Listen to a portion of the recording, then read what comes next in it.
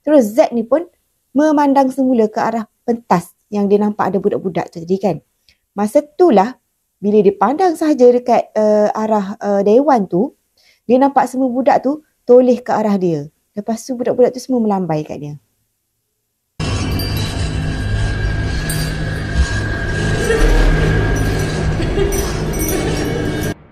Hai, Assalamualaikum and welcome to Pika Storyteller Channel. Pika nak ucapkan terima kasih pada korang semua yang sudi untuk klik pada video kali ini. Dan seperti biasa, pada yang baru sahaja datang ke channel ni, jangan lupa untuk terus tekan butang subscribe di bawah dan juga follow Pika di Instagram Pika Storyteller. Jadi, untuk video kali ini, Pika akan menceritakan tentang satu kejadian seram yang berlaku di sebuah asrama. So, tanpa kita buang masa, jom kita mulakan dengan kisah seram kali ini.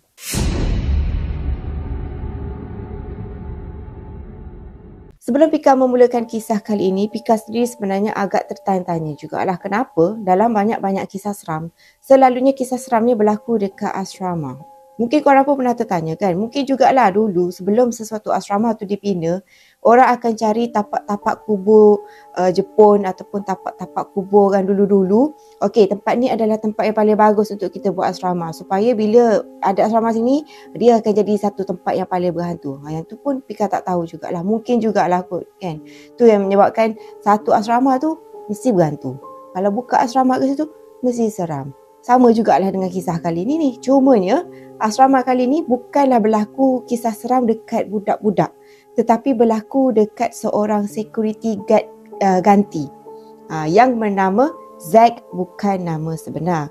Kalau mengikut kepada cerita Zack, katanya dia ni bukanlah pengawal keselamatan tetap yang bekerja dekat sekolah tersebut, tetapi dia ni hanyalah seorang pengawal keselamatan ganti. Sebab kata dia, pada satu hari ni, masa tu dah lewat malam, dia ni mendapat panggilan telefon daripada kawan dia. Kawan dia kata malam tu dia tak dapat nak pergi kerja dekat asrama sekolah ni, shift malam, disebabkan oleh dia ni ada emergency. Jadi dia kata dia kena minta tolong si Z ni untuk gantikan dia untuk shift malam pada malam tu sahaja.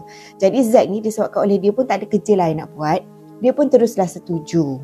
Dipendekkan cerita, kata Z, dia ni bukanlah seorang jenis yang berani, tetapi disebabkan oleh dia rasa yakin yang sebenarnya sekolah yang dia nak kena jaga tu tak ada apa-apa, so dia pun memberanikan dirilah untuk pergi ke sekolah tersebut. So bila dia sampai dekat sekolah tu, kata dia sekolah tu dia mempunyai satu kawasan yang sangat besar. Nampaklah besar, lepas tu biasalah kan, orang yang tak berapa nak berani sangat ni, dalam fikiran dia tu macam agak macam-macam sikit lah yang dia fikir. Tapi disebabkan oleh dia kerja dekat situ, so dia macam tak ada apa kot, tak apalah, jaga je lah sekolah, alah sekolah je pun kan. So dia pun jagalah dekat kawasan sekolah tu. Mula-mula semuanya okey sahaja, sampailah ke waktu 2 pagi. Waktu 2 pagi, mengikut si Z ni, dia kena pergi meronda ke kawasan sekolah. Dia kan ada macam masa-masa tertentu, okey kena pergi check, lepas tu datang buat laporan ke, macam tu lah kan lebih kurang kerja seorang security guard ni. Jadi pada pukul 2 pagi, dia ni kena bangun, lepas tu pergi buat rondaan dekat sekeliling sekolah ni. So berbekalkan dengan satu lampu suluh, Zack ni pun pergilah berjalan seorang diri. So dia mulakan dengan kawasan pejabat dahulu. Kata Zack, kawasan pentadbiran dan juga kawasan pejabat tu dia memang sangat suram dan juga sunyi. Biasalah kan pukul 2 pagi, lepas tu dalam satu kawasan sekolah yang besar pula. Lepas tu, bila dia sampai dekat kawasan tu, dia kata dia ada jugalah terdengar bunyi macam ada something tau. Bunyi macam melompat macam tu. Tapi dia abaikan dan dia juga husnuzon. Kata dia, alah mungkin tu bunyi haiwan yang sedang berjalan ke, kucing ke kan. Ataupun mungkin haiwan sedang melompat ke. Biasalah kalau waktu sunyi ni, kita akan mudah untuk mendengar bunyi-bunyi tertentu. So Zack ni pun, dia anggaplah bunyi yang dia dengar tu, cumalah bunyi macam haiwan sahaja. So dia terus je berjalan sampailah dekat kawasan pejabat ni. Tiba-tiba mata Zack ni tertumpu pada satu benda yang dia nampak dekat depan, iaitu daripada luar, dekat dalam pejabat tu dia ada macam cermin macam tu kan.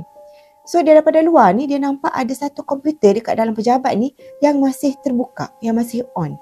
So masa tu Zack ni pun fikirlah, ada orang lagi ke dalam pejabat waktu macam ni? Takkanlah kan, sebab masa tu pukul 2 pagi.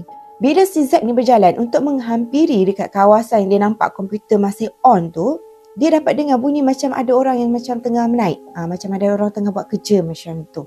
Tetapi pandangan dia ni macam agak kabur juga tau. Sebab dia just nampak macam-macam tu je. Dia cuma nampak satu komputer yang masih lagi terbuka. Lepas tu dekat sebelah kerusi tu, dia tak nampak apa-apa pun. Pada masa tu, fikiran Zack ni dia agak terganggu jugalah. Sebab dia fikir, mustahil ada orang yang berada dekat dalam pejabat buat kerja pada waktu masa tu. Sebabnya kunci dia tu dia macam seolah-olah dia macam pejabat tu dia macam terkunci daripada luar. Jadi impossible lah untuk seseorang masih lagi berada dekat dalam kawasan pejabat tu kan. Masa ni Zack ni pun tak fikir benda lain lah. Dia terus sahaja meneruskan perjalanan dia, berjalan jauh daripada blok yang pejabat semua tu. Dan dia pun pergilah ke blok yang lagi satu. Lepas tu, masa dia duduk berjalan dekat satu kawasan koridor ni, tiba-tiba dia dapat dengar bunyi macam ada budak tengah duduk berlari kejar-kejar tau. Tengah duduk berkejar-kejaran dekat atas. Kan sekolah kan dia banyak blok, lepas tu dia banyak tingkat kan. Jadi dia ni dekat bawah, dia dapat dengar bunyi macam ada budak tengah duduk berlari dekat koridor tingkat atas. Masa tu Zack ni macam fikir lagi sekali lah, ada lagi ke budak yang belum tidur masa ni kan. So masa tu Zack ni pun dia macam pergi intai macam tu sikit sambil duduk suluh. Dia kan ada lampu torchlight tu. Dia duduk suluh lah dekat bahagian atas ni. Ada lagi ke budak yang tengah duduk main berlari-lari dekat atas tu kan. Masa dia duduk suluh tu, sekali lampu torchlight dia ni tersuluh dekat sesuatu. Apa yang Zack suluh pada masa tu adalah susuk tubuh seorang budak perempuan yang berpakaian lengkap uniform sekolah. Budak tu pakai baju sekolah, complete set, duduk merenung tajam ke arah si Zack ni. Jadi Zack ni pun dia macam agak blur-blur sebenarnya. Sebab dia macam budak ni tak tidur lagi macam tu. So dia pun tak apalah, biar je lah budak tu kan duduk main ke berlari, tak kisahlah. Sebab apa yang penting pada masa tu, Zack ni dia nak cepat-cepat habiskan rondaan dekat kawasan sekolah tu. So lepas dah habis dekat kawasan pejabat, bahagian pentadbiran semua, lepas tu dia pergi dekat blok sekolah kelas semua tu kan. Dia pun pergilah berjalan menuju ke arah asrama sekolah pula. Setibanya Zack ni dekat kawasan asrama sekolah, dia kata suasana tu memang sangat gelap.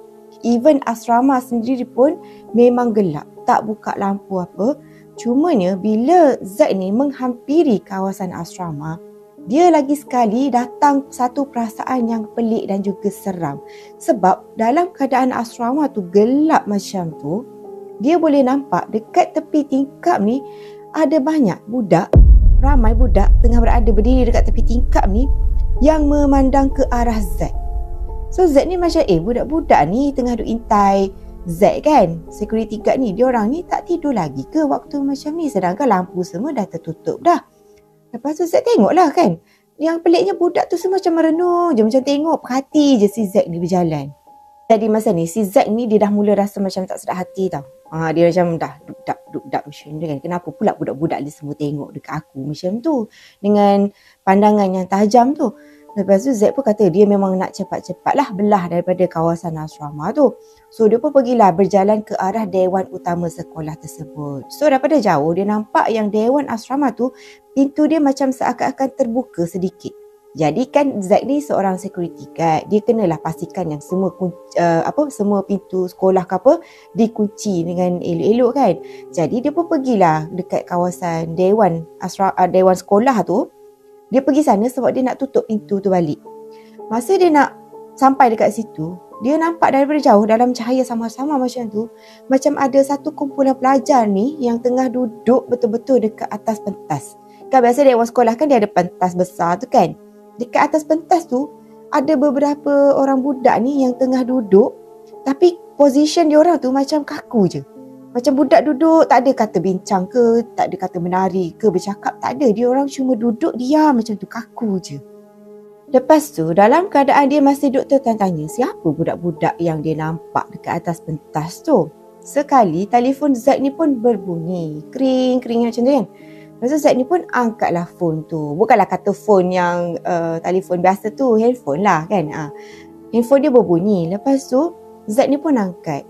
Lepas tu rupa-rupanya yang call dia tu adalah kawan dia yang tadi. Kawan dia tanyalah, kau okey tak? Macam tu lah kan, lebih kurang meronda semua okey ke tak? So dia bagi tahulah, Jadi kawan dia pun kata, alang-alang kau masa ni kan tengah waktu rondaan. Sebab kawan dia kan sepatutnya bekerja dekat sekolah tu, tapi diganti oleh Z kan. Jadi dia tahulah waktu masa tu adalah waktu untuk rondaan. Mungkin juga dia call Z ni sebab untuk memastikan takut Z ni tertidur ke apa kan. Jadi dia call lah si Z ni. So dia cakap lah, dia bagi pesanan lah dekat Z.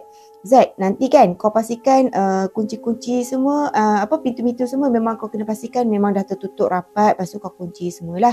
Lagipun sekolah tu kan kosong, budak-budak semua kan dah balik kan. Lepas tu Z ni macam, budak-budak dah balik? Masa tu, bila si Z ni dengar yang budak-budak sebenarnya tak ada pun dekat dalam kawasan sekolah dengan asrama semua tu, terus Z ni pun memandang semula ke arah pentas yang dia nampak ada budak-budak tu tadi kan. Masa tu lah, bila dia pandang sahaja dekat arah dewan tu, dia nampak semua budak tu toleh ke arah dia. Lepas tu budak-budak tu semua melambai kat dia. So masa ni kata Z, dia memang dah pastilah yang sebenarnya budak-budak dia nampak dekat dalam kawasan sekolah tu tadi sebenarnya bukan budak, tetapi jelmaan budak sahaja. So daripada jauh dia nampak benda tu dah pusing ke arah dia, macam benda tu dah tahu, Z dah tahu yang sebenarnya tu bukan pelajar. Macam tu kan. Jadi benda tu duduk melambai Z macam tu. Z ni pun teruslah pusing.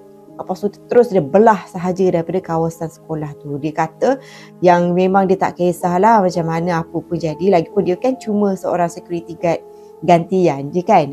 So dia belah sahaja daripada kawasan tu sebab dia dah tahu dah yang sebenarnya sekolah tu ada something-something dekat kawasan tu.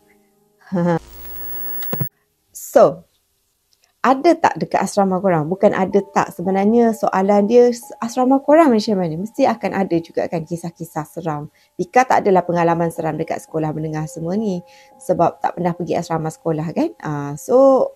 Yang apa cuma daripada pengalaman Pika lah sepanjang Pika duk bercerita dekat Pika Storyteller ni, memang ramai yang hantar artikel ataupun hantar kisah seram diorang yang berkaitan dengan asrama. So apa pun, Pika nak juga tahu pengalaman korang sendiri sepanjang berada di asrama sekolah.